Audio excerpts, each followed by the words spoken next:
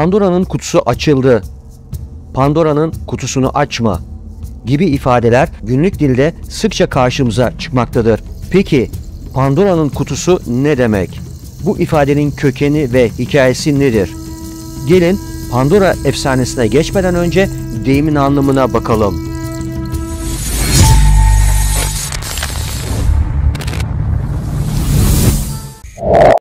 Pandora'nın kutusunu açmak deyimi yapılmasıyla beklenmedik birçok yeni problemin ortaya çıkmasına sebep olan eylem ve olayları ifade etmek için kullanılır. Bu deyimin hikayesi eski Yunan mitolojisine dayanır. Bu konuda birkaç farklı mitolojik hikaye olmakla birlikte en çok bilinen iki hikayeyi sizlerle paylaşacağız arkadaşlar.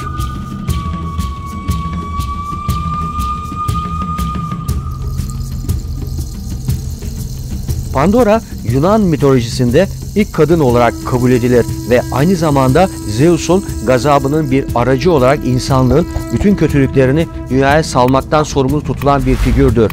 Ve Pandora, ilk Yunan panteonunda, yani bir mitoloji ya da dine özgün tüm tanrıların birliğinde akabası olmayan bir dünya tanrıçası olarak da kabul edilir. Pandora adı armağanlar ve her şey anlamına gelir. Zeus, Hephaistos'a ilk kadın olan Pandora'yı topraktan ve sudan yaratmasını söylemişti.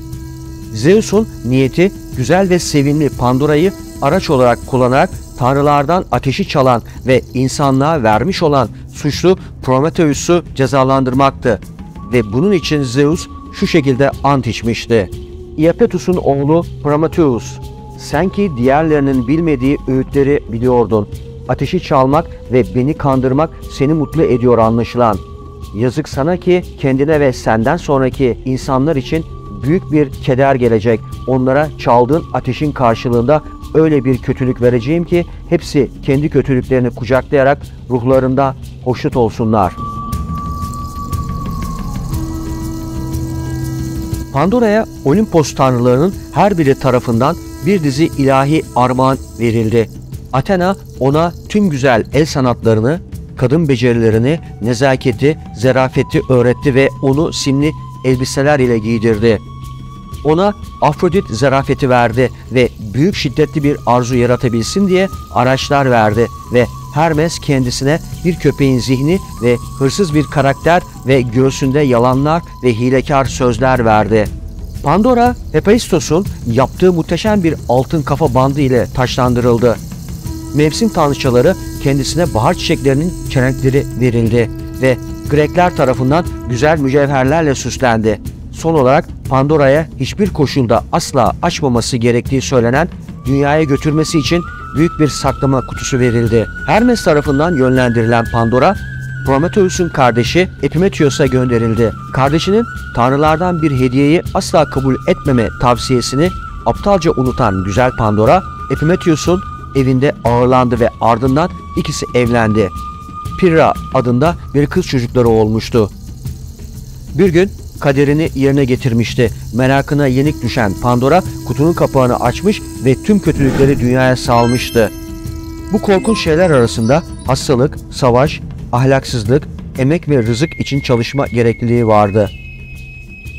Pandora hatasını fark ederek kapağı hızla geri kapatmıştı. Ama artık çok geçti ve içinden kutunun kapağının kenarına sıkışmış tek bir şey kalmıştı. Bu da umuttu. Böylece insanlık bir şekilde ani ve ebedi talihsizliğine katlanabilecekti. Umut, Yunanca'dan gelen geleneksel çeviridir ancak aslında hem iyi hem de kötü olayların beklentisini içeren beklenti ile daha iyi temsil edilebilir. Bu cezalıya Zeus böylece ateşin hırsızlığının karşılığını vermişti ve tanrılar ile insanlar arasındaki ebedi bölünmeyi yeniden sağlamıştı. Hatta Alman filolog, filozof, kültür eleştirmeni, şair ve besteci Friedrich Wilhelm Nietzsche'nin "Umut en son kötülüktür çünkü işkenceyi uzatır" sözü de bu mitolojik efsaneden esinlenmiştir. Sanatta Pandora'ya bakacak olursak arkadaşlar, Partheon'un içinde duran dev Athena Parthenos heykelinin tabanında Hidias tarafından yapılmış Pandora'nın doğuşunu gösteren bir kabartma friz ortaya çıktı. Büyük Plinius'a göre sahnede 20 tanrı izliyordu. Pandora muhtemelen Sofokles'in şu anda kayıp satır oyunu Pandora'dan esinlenilmiş birkaç Yunan vazolarında da görünüyor. Şimdi Oxford'da Asmoleon Müzesi'nde bulunan M.Ö. 5. yüzyıldan kalma kırmızı figürlü bir eşyada Pandora yeniden ortaya çıkıyor ve bu da topraktan yaratıldığını sembolize ediyor. Ancak bunların önemi maalesef kaybedilmiştir ve bunlar Yunan mitolojisinin zenginliğini hayatta kalan edebi kaynakların ötesinde bir kez daha göstermektedir.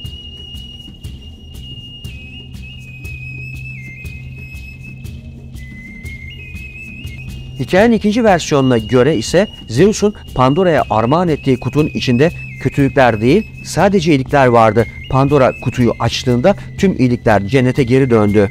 Geriye ise yine sadece umut kaldı. Böylece insanoğlu bütün iyi şeyleri kaybetmiş oldu. Ancak elinde dünyadaki tüm zorluklar ve kötülüklerle başa çıkmasını sağlayacak bir iyilik kalmıştı. Umut.